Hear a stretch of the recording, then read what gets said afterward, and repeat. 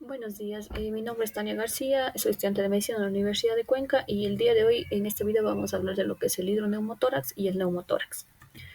Como objetivos de esta presentación van a ser definir el neumotórax y el hidroneumotórax, así como sus tipos, causas y mecanismos fisiopatológicos principales, también reconocer los signos y síntomas clínicos característicos de cada entidad para facilitar un diagnóstico oportuno, explicar los métodos diagnósticos más utilizados, incluyendo la radiografía de tórax, la tomografía computarizada y la resonancia magnética y la ecografía. Para iniciar esto vamos a entender qué es la pleura. Esta va a ser lo que es una capa mesotelial formada por dos hojas, tanto parietal como visceral. La hoja parietal va a ser la que recubre la cavidad torácica y la que vamos a ver de aquí de color azul, y la hoja visceral va a ser la que recubre la superficie pulmonar, que va a ser la que está en color verde. En la imagen que está a la derecha podemos observar que haya una ocupación ya sea de aire o de líquido entre las dos pleuras, tanto la visceral, que es la que está de color tomate, y de color morado, la que es la pleura parietal. Entre estas dos ya hay una ocupación, por lo tanto podemos ver que hay un colapso pulmonar. Esta pleura, la visceral, también va a constar de cisuras, va a tener cisuras que van a ser reflexiones de la pleura, que van a provocar o van a separar los lóbulos pulmonares. Tenemos la cisura mayor, que va a ser visible en lo que es una proyección lateral, que aquí se ve en la imagen de la izquierda, y como líneas oblicuas, y tenemos la cisura menor, que se ve en ambas proyecciones. Ahora vamos a iniciar con lo que es el hidroneumotórax. El hidroneumotórax es la acumulación anormal de líquido en el espacio pleural. Este líquido puede ser de un transudado o un exudado, y su presencia puede causar lo que es la dificultad para respirar. Este puede ser causado por diversas enfermedades como una insuficiencia cardíaca, una cirrosis hepática y una neumonía. El derrame pleural. Este de aquí, como dije anteriormente, puede estar caracterizado por un transudado o un exudado, y para esto tenemos lo que es los criterios de Line, que nos va a ayudar a clasificar a cada uno de estos. Por ejemplo, el transudado, las proteínas van a ser menores a 3.5 y en el exudado van a ser mayores a 3.5. El LDH en el transudado va a ser menor a 200 y en el exudado mayor a 200. Las proteínas en el plasma en el transudado van a ser menor a 0.5 y en el exudado van a ser mayor a 0.5. El LDH en el plasma también en el transudado va a ser menor a 0,6 y en el exudado va a ser mayor a 0.6. La acumulación de este líquido en la cavidad pleural puede ser de pus, sangre o linfa. Si es que es de pus, es empiema; si es que es de sangre, hemotórax; si es que es linfa, quilotórax. Para el diagnóstico de esto vamos a utilizar las diferentes técnicas, como es radiografía de tórax, tanto en su proyección anterior y lateral, ecografía, también tomografía, resonancia magnética, toracocentesis, biopsia pleural cerrada, biopsia pleural por toracoscopía o videotoracoscopía, que más adelante vamos a ir explicando cada una de estas. La radiografía. Tenemos que es una radiografía de tórax en proyección anterior o lateral, que aquí la lateral va a ser más sensible cuando hay pequeñas cantidades de líquido.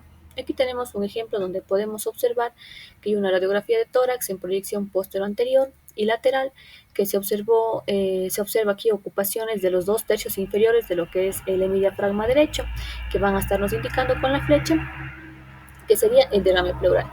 Y vamos a ver que la opacidad es mayor en la mitad inferior del hemitórax, que estaría indicándonos con lo que es el asterisco. Ecografía. Esta es más sensible para pequeñas cantidades de líquido y cuando este está loculado. También tenemos el derrame pleural, este se va a ver de anecogénico, y en un exudado vamos a poder observar tabiques gruesos que se van a movilizar cuando pedimos, en forma de remolinos, cuando pedimos al paciente que respire. O vamos también a poder observar un engrosamiento de la pleura mayor a 3 milímetros. Aquí tenemos una imagen de ecografía de tórax normal, donde podemos ver la pleura parietal, la pleura visceral y el espacio virtual que existe entre ellas. Como podemos observar, es muy pequeño. Acá tenemos ya lo que es una ecografía de un derrame pleural, donde podemos ver que el espacio es mayor. Tomografía computarizada. Esta de aquí va a permitirnos evaluar lo que es el parénquima pulmonar subadyacente y el mediastino. Si el derrame pulmonar es grande, vamos a recomendar que primero se realice una toracocentesis, que consiste en la extracción del líquido, y así luego realizar la tomografía. Y en este ejemplo de aquí tenemos una tomografía con ventana de pulmón y en corte axial, donde podemos observar que existe un derrame pulmonar bilateral. Resonancia magnética.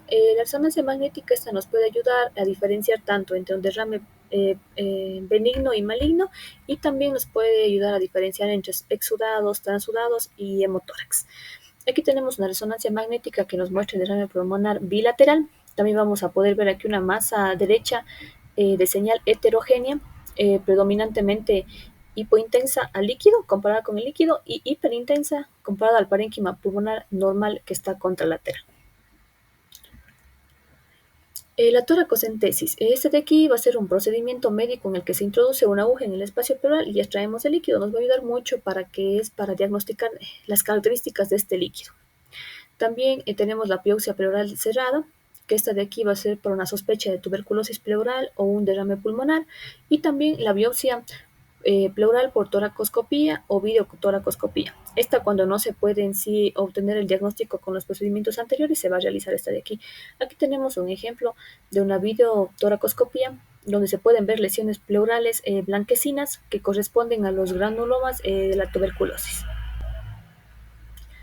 Derrame, vamos a iniciar con el tipo de derrame pleural libre. Este derrame pleural, al decir que es libre, quiere decir que este puede discurrir en todo el espacio pleural sin ninguna limitación. En la proyección posterior-anterior vamos a ver que la cúspide del supuesto diafragma va a estar lateralizada y el contorno también de la pared del external va a estar recta. Y también tenemos que los ángulos costofrénicos van a ser menos profundos. Aquí tenemos tres tipos de ejemplos. Tenemos en la primera, que es un derrame pleural bilateral, en una RX posterior anterior de tórax, que va a estar realizada en bipedestación. En la segunda tenemos el signo muy característico, que es el signo del menisco, que se va a poder aquí observar en una proyección lateral, donde podemos ver que hay una ocupación del seno costofrénico posterior. Y también tenemos el signo del menisco en una RX posterior anterior. Eh, También aquí tenemos más ejemplos. Tenemos la RX de tórax posterior anterior, que va a ser una opacidad basal izquierda con límite superior en forma de también el menisco. El último ejemplo de esta tenemos que es una RX de tórax posterior anterior, donde podemos ver el derrame pleural que muestra una opacidad basal derecha y líquido en la cisura menor, que es el llamado signo de la espina. Eh, ¿Cómo se va a ver un derrame pleural en una ecografía? Esto nos va a ayudar mucho para diferenciar cuando el contenido, como habíamos dicho, es muy pequeño, la cantidad de líquido es muy pequeña. Entonces podemos ver diferentes tipos de líquido, ya sea sangre, moco, pus, y la ecografía es muy útil para diferenciar entre estos. Tenemos aquí también que el derrame pleural evoluciona, aquí tenemos un ejemplo de un derrame pleural que evolucionó negativamente. Podemos ver que aquí se observan septos en el interior de esta imagen, que van a ser imágenes hiperecogénicas lineales. En una TC, en una tomografía, como dijimos anteriormente, nos va a ayudar mucho para lo que es evaluar el parénquima pulmonar, subadyacente y el mediastino. Aquí tenemos que una TC de tórax en un corte axial y podemos observar un derrame pulmonar de predominio derecho. También se puede aquí observar lo que es una trombosis de la vena cava superior. Derrame masivo. Un derrame masivo quiere decir que aumenta la opacidad en todo lo que es el tórax. Aquí tenemos que hay un emborramiento del contorno del mediastino, que va a ser el signo de la silueta positivo. ¿Qué es el signo de la silueta positivo? Este de aquí quiere decir que existe un borramiento de todos los bordes de las estructuras.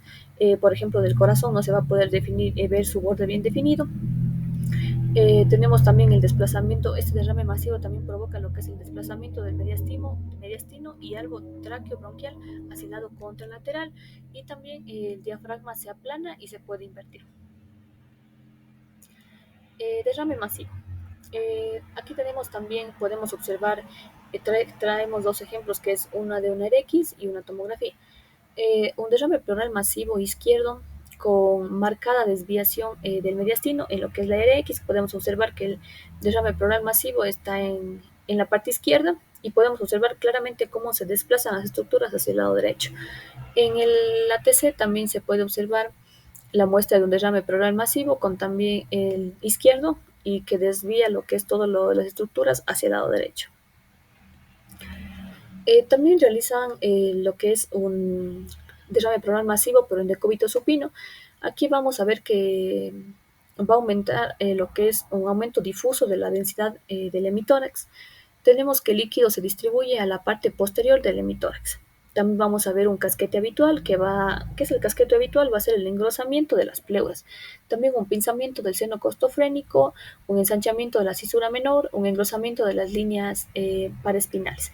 Como ejemplo tenemos aquí el derrame pleural en decúbito supino, que vamos a ver una opacidad, como anteriormente dijimos, difusa de todo el hemitórax. Y aquí se puede observar un casquete apical que va a estar, nos indica con la flecha negra, que es el engrosamiento de las pleuras. Y tenemos también el líquido de la cisura que vemos con la flecha blanca, que anteriormente dijimos que era el signo de la espina. Derrame pleural encapsulado no infeccioso. Este de aquí van a ser adherencias que tabican la cavidad pleural y que impiden la libre movilización del líquido. Entonces aquí tenemos que vamos a ver de dos tipos, loculaciones periféricas y loculaciones cisurales. Las loculaciones periféricas, vamos a hacer una RX tangencial y de frente. La RX tangencial va a ser vamos a observar una opacidad, densidad agua de contorno convexo hacia el pulmón, y en la RX de frente vamos a ver una opacidad redonda. Las loculaciones cisurales, en cambio, vamos a ver que el líquido está encapsulado en una cisura, entonces también vamos a observarla como una opacidad redonda. Aquí tenemos dos ejemplos. La RX postero-anterior tenemos que es una opacidad homogénea de límites bien definidos que va a permitir ver la vascularización pulmonar con borramiento parcial del contorno cardíaco. En la siguiente tenemos una RX lateral, donde vemos una opacidad difusa posterior con borramiento del hemidiafragma izquierdo y opacidad del seno costofrénico posterior derecho. Que vamos a ver aquí un derrame loculado en la región retroesternal que se puede observar con las flechas negritas. Derrame pleural encapsulado no infeccioso también, aquí podemos ver también en TC y en ecografía. En TC tenemos aquí un ejemplo, se ve una tomografía en corte axial, donde se ve el derrame pleural y engrosamiento de las pleuras. En ecografía vamos a observar un derrame pleural con múltiples septos y loculaciones. Tenemos también el empiema, que este va a ser una loculación ya infectada del líquido pleural. En TC vamos a ver que las pleuras parietal y visceral se van a ver engrosadas de forma lisa, que va a ser el signo de pleura encidida, es decir, de pleura dividida por la ocupación. Y el más característico es el empiema necessitatis. Tenemos aquí un cuadro que nos va a ayudar a diferenciar entre un absceso pulmonar y un empiema. En la forma, un empiema va a ser lenticular y un absceso va a ser redondeado. En los ángulos el empiema va a ser obtuso y en el absceso va a ser agudo. En lo que es la relación con el parénquima, el empiema va a ser comprimido y desplazado y en el absceso va a ser dirigido hacia la lesión. En el tamaño a nivel hidroaéreo, en radiografía vamos a tener que es diferente en el empiema y similar en el absceso. Y en la captación al contraste vamos a tener en intravenoso, en empiema va a ser presente y en el absceso va a estar ausente. Aquí tenemos ejemplos de empiema. El empiema en una tomografía con contraste muestra el engrosamiento y realce de las pleuras, tanto visceral como parietal. La pleura visceral va a ser la que está con la flecha negra y la pleura parietal va a ser la que está con la flecha blanca, y aquí podemos ver el signo de pleura dividida, de pleura encidida que decía en el inicio, es por la ocupación que hay entre las pleuras. Luego tenemos otro ejemplo que es la TC con contraste, muestra tres lóculos de empiema, los ángulos de implantación obtusos que van a ser las flechas negras y el realce de la pleura parietal que es la cabeza de la flecha y la visceral que va a ser en sí la flecha blanca. También podemos ver que hay una división entre las pleuras. Acá tenemos otros ejemplos. ¿Qué es el empiema necessitatis? Esta va a ser una condición rara en la que un empiema tiene la acumulación de pus o el espacio pleural y se extiende fuera de la cavidad torácica, es decir, va hacia los tejidos blancos circundantes como la pared torácica y la piel. Aquí tenemos un ejemplo que es Se observa una gran acumulación de tejido en la cavidad pleural izquierda, con extensión a lo que podemos observar tejidos blandos de la pared torácica, que esta va a ser compatible con un empiema necesitatis. En el segundo ejemplo tenemos un absceso subcutáneo en chest wall derecho y empiema pleural derecho, que también es conocido como un empiema necesitatis. Vamos a ver ahora lo que son derrames pleurales de etiologías en sí ya específicas. Vamos a iniciar con lo que es insuficiencia cardíaca. Como ya sabemos, esta es la incapacidad del corazón para bombear eficazmente la sangre, que causa en sí ya un aumento de la presión en las venas pulmonares, lo que a su vez provoca una fuga de líquido hacia el espacio pleural. Esta va a ser la causa más frecuente de un derrame pleural. El 80% de los casos es bilateral y es unilateral, suele ser, si es que es unilateral, suele ser derecho, y es más frecuente en loculación. Aquí vamos a ver lo que es un tumor fantasma, que es que va a haber una loculación en lo que es la cisura. Aquí tenemos dos casos clínicos. Tenemos el primero de una mujer de 89 años con insuficiencia cardíaca, con fracción de eyección preservada y fibrilación auricular. Ingresa por un derrame pleural derecho, como podemos ver, y la paciente llegó presentando disnea.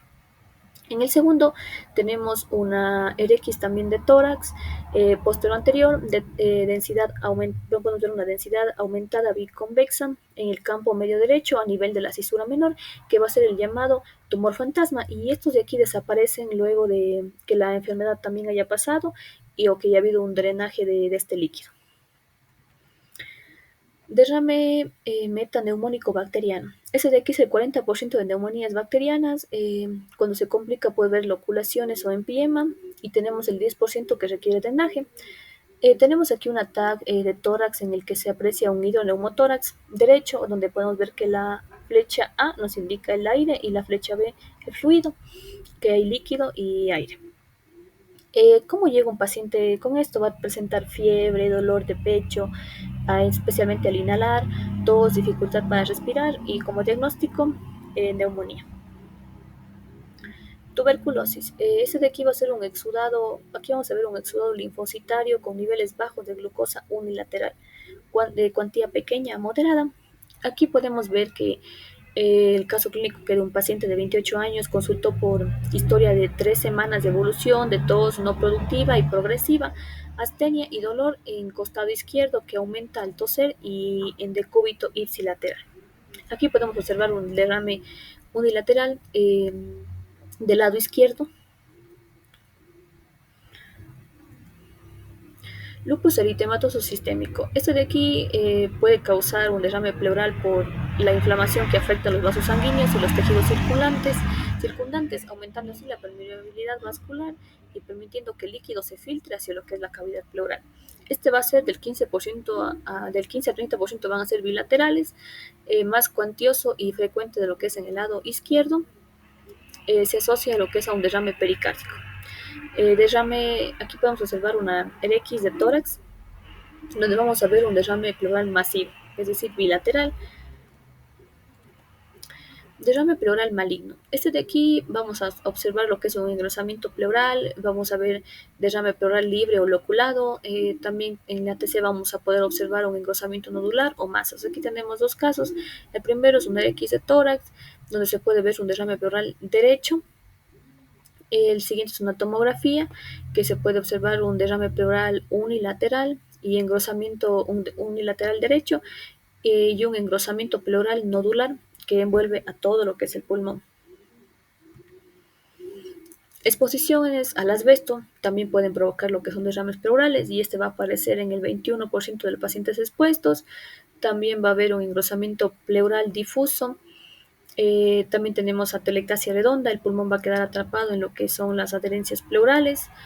Tenemos también que en el 18% de estos casos vamos a ver un broncograma aéreo o el signo de cola de cometa. Aquí tenemos dos casos clínicos, la RX de tórax con un paciente con historia de exposición a fibras de asbesto. Se puede aquí evidenciar lo que son múltiples placas pleurales y algunas, como podemos observar, con calcificaciones en su interior. También tenemos una TC en corte axial. Se observa aquí una placa pleural con calcificaciones en su interior, en la pared anterolateral del hemitórax y izquierdo. Derrame pleural de causa abdominal. Tenemos de dos tipos, tenemos la pancreatitis y el absceso sufrénico. La pancreatitis generalmente va a ser izquierda y por eso tenemos un ejemplo que dice aquí que es una imagen axial de tomografía tóraco abdominal con contraste oral e intravenoso, donde se identifica que hay una colección entre el vaso y el páncreas. Eh, en inmediata relación con lo que es el hemidiafragma izquierdo y donde está el asterisco podemos observar que es el derrame pleural izquierdo. El absceso sufrénico, aquí tenemos que es el 80% del derrame pleural. Tenemos aquí que se va a observar una elevación del diafragma y atelectasia laminar. Tenemos el RX, tenemos una RX de tórax posterior anterior con una elevación del hemidiafragma derecho. Derrame pleural también de causa abdominal. Aquí tenemos también lo que es un síndrome, que es el síndrome de Meigs-Salmon. ¿Qué es este síndrome? Esta es una enfermedad neoplásica poco frecuente que se caracteriza por una triada clínica compuesta por tumor benigno de ovario, de ovario ya sea un fibroma, un teratoma u otros tumores ováricos. Pero esto de aquí también va a estar sumado un hidrotórax y una ascitis que van a remitir tras la resección del tumor. Entonces aquí tenemos un caso clínico que es de resonancia magnética donde se puede observar mejor en corte coronal y axial en T2 que muestra una voluminosa lesión sólida situada en lo que es la transición abdominopélvica superiormente a la vejiga urinaria y anteriormente al útero sin invasión de lo que son las estructuras adyacentes. Vamos ahora a continuar con esta exposición hablando de lo que es un neumotórax. ¿Qué es el neumotórax? Este va a ser la acumulación de aire en el espacio pleural, que es entre el área de la pleura visceral y parietal que anteriormente ya vimos. Aquí el pulmón puede colapsar total o parcialmente, dificultando lo que es la entrada de oxígeno. Y tenemos 4 tipos de neumotórax. El neumotórax que puede ocurrir de forma espontánea, es decir, sin causa aparente. También el neumotórax secundario como consecuencia de enfermedades pulmonares previas, eh, ya sea asma, EPOC, también el neumotórax traumático, que es por traumatismo de tórax como un accidente automovilístico, que son los más frecuentes donde hay perforaciones pulmonares. Tenemos el neumotórax iatrogénico, que este va a ser debido a complicaciones en procedimientos médicos. Eh, ¿Qué métodos utilizamos para el diagnóstico del neumotórax? Va a ser la tomografía, la ecografía y la radiografía. La tomografía nos puede proporcionar imágenes más detalladas, especialmente en casos de neumotórax pequeños y complejos, y también para un diagnóstico diferencial de neumotórax o bullas efisematosas. En la ecografía podemos identificar lo que es un neumotórax, especialmente en situaciones de emergencia, y el RX es el estudio inicial de elección y puede mostrarnos el colapso pulmonar y la presencia de aire en el espacio pleural. Síntomas del neumotórax. Un paciente que presenta esto va a presentar dolor torácico, disnea, tos, taquicardia, cianosis, sudoración y fatiga. Signos del neumotórax. Los signos más frecuentes que se observan van a ser que va a haber una visualización de la línea pleural que anteriormente no debería ser visible en una radiografía normal, ausencia también de la trama pulmonar, desviación de la línea traqueal y mediastino. Esto va a depender de la severidad del neumotórax para que haya un borramiento, para que haya un desvío de lo que es el mediastino. También tenemos que el surco costofrénico va a ser más profundo. La radiografía, este es el estudio más común para diagnosticar neumotórax, muestra la acumulación de aire entre el pulmón y la pared torácica, lo que cuando se causa el colapso pulmonar. Y también se puede realizar una radiografía en diferentes proyecciones, posterior anterior, anterior posterior y lateral, preferiblemente en posición de pie y que el paciente realice una inspiración forzada para así visualizar mucho mejor lo que es el aire acumulado en el espacio pleural. Vamos a iniciar con el neumotórax espontáneo. Este de aquí es una condición en la que el aire está en el espacio de la pleura, pero sin causa aparente como un traumatismo o enfermedades anteriores. Y hay de dos tipos, el neumotórax espontáneo primario y el neumotórax espontáneo secundario. El neumotórax espontáneo primario, como es sin causa aparente y a menudo se da en personas jóvenes y delgadas y puede estar relacionado con la ruptura de ampollas o bullas subpleurales. El neumotórax secundario, en cambio, se produce en personas con enfermedades pleurales preexistentes como el asma, el EPOC, la fibrosis, las infecciones pulmonares. Neumotórax espontáneo. Aquí tenemos un ejemplo donde se puede ver una X de tórax en vista anteroposterior, donde observamos la retracción del pulmón hacia el ilio, que es la llamada signo de muñón pulmonar, que podemos observar con la flecha. También se observa en la porción periférica del hemitórax afectado la ausencia de vasos pulmonares que se extienden hacia la periferia de la pared torácica, es decir, que no podemos ver la trama pulmonar y aparte vemos la imagen del muñón pulmonar. Neumotórax espontáneo primario, aquí también tenemos que una RX de tórax postero-anterior en inspiración y expiración forzada en la posición bipedestación. Aquí podemos ver una radiolucencia ocupando aproximadamente la mitad lateral del hemitórax izquierdo, que no muestra vascularización pulmonar y se encuentra delimitada del parénquima pulmonar desplazando hacia medial. También vemos el mediastino desplazado ligeramente hacia el hemitórax contralateral. Neumotórax espontáneo secundario. Aquí tenemos signos de un X de tórax también y vamos a ver signos de efisema bulloso de predominio apical y presencia de neumotórax derecho. Neumotórax espontáneo secundario, como dijimos, esta de aquí es debido a enfermedades ya preexistentes como asma, EPOC, fibrosis. Entonces aquí tenemos la dificultad para respirar y aquí en este caso va a ser por una exacerbación infecciosa del EPOC.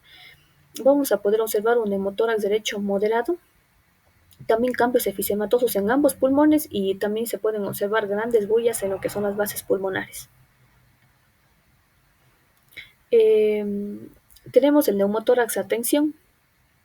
Ese de aquí va a ser una emergencia médica potencialmente mortal, donde el aire se acumula en el espacio pleural, la presión aumenta progresivamente, comprimiendo el pulmón afectado y desplazando todas las estructuras del mediastino, tanto como el corazón y los grandes vasos, hacia el lado opuesto del neumotórax. Aquí tenemos una imagen en la parte izquierda donde podemos ver que hay un neumotórax que provoca el colapso del pulmón y también la desviación de las estructuras como el corazón y la tráquea hacia el lado contralateral. En la imagen que tenemos en la derecha también podemos observar que tenemos el desvío de la tráquea y del corazón hacia el lado contralateral del neumotórax, que sería aquí el neumotórax derecho, empujando todas las estructuras hacia la parte izquierda. El neumotórax a tensión neonatal. Este es un neumotórax a tensión del lado derecho con desplazamiento del corazón y del mediastino hacia la izquierda con atelectasia parcial, afectando lo que es al pulmón izquierdo. Aquí tenemos otro ejemplo que es un neumotórax a tensión también. Aquí vemos en la radiografía de tórax portátil con un neumotórax extenso del lado izquierdo. Podemos ver que el pulmón izquierdo está colapsado y hay un desplazamiento contralateral del mediastino y el diafragma ipsilateral deprimido. Neumotórax también, atención, tenemos más ejemplos. Aquí tenemos otro ejemplo que es en la radiografía anteroposterior de tórax de la paciente, que a su llegada a urgencia se aprecia un neumotórax izquierdo a tensión masivo con desplazamiento de la vía aérea del lado contralateral.